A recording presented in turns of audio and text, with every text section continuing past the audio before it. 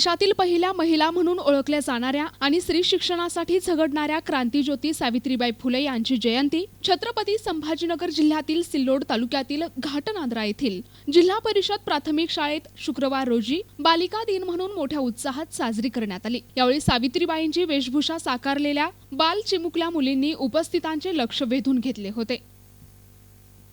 शाळेच्या मुख्याध्यापिका शीतल नागरगोजे यांच्या मार्गदर्शनाखाली संपन्न झालेल्या कार्यक्रमाच्या अध्यक्षस्थानी शाळेच्या शिक्षिका कालिंदा दगडघाटे होत्या। यावेळी उपस्थित मान्यवर आणि पालकांनी क्रांतीज्योती सावित्रीबाई फुले यांच्या प्रतिमेचे गुलाल पुष्प वाहून पूजन केले आणि पुष्पहार अर्पण करून अभिवादन करण्यात आले।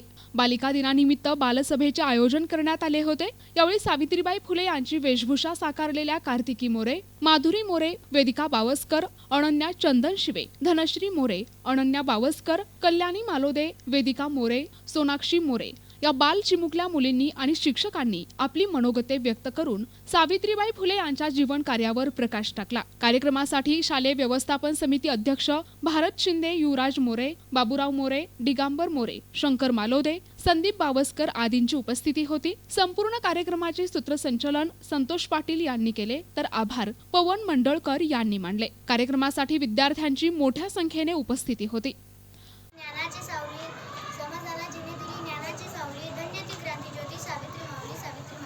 सर्वांना माझा नमस्कार। माझे नाव कार्तिकी आहे। आज 3 जानेवारी सावित्रीबाई फुले यांची जयंती आहे।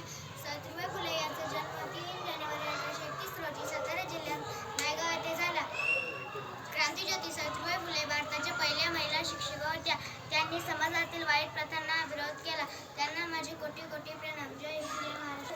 सावित्रीच्या बुद्धीला स्त्रियांच्या शिक्षणाचा पाया तू घातला। स्त्रियांच्या शिक्षणाचा पाया तू घातला। अशिक्षित अडाणी तू पतिपाशी शिकवली। अशिक्षित अडाणी तू पतिपाशी शिकवली। तू काढली मुलींसाठी पहिली शाळा तू काढली। दुसरी ओळी गायली तुझ्या ग धैर्याला। दुसरी ओळी गायली तुझ्या ग धैर्याला। सातारा येथे शांततेने ऐकली जावी। सावित्रीबाई यांचा जन्म 3 जानेवारी 1831 मध्ये साताऱ्यातील नायगाव येथे झाला। त्यांच्या आईचे नाव लक्ष्मीबाई व तर वडिलांचे नाव खंडोजी देशे होते।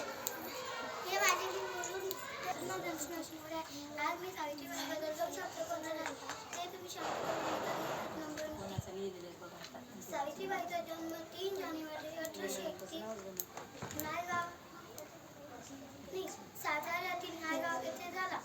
सावित्रीबाईच्या आईचे नाव लक्ष्मीबाई तर वडिलांचे नाव खंडोजी नेवसे असे होते। तेव्हा बालविवाह 7व्या वर्षी सावित्रीबाईचं लग्न झाले। मी माझे 2 शब्द संपत आहे। प्रतिनिधी राम जोशी, NTV न्यूज मराठी, घाटनांद्रा, छत्रपती संभाजीनगर।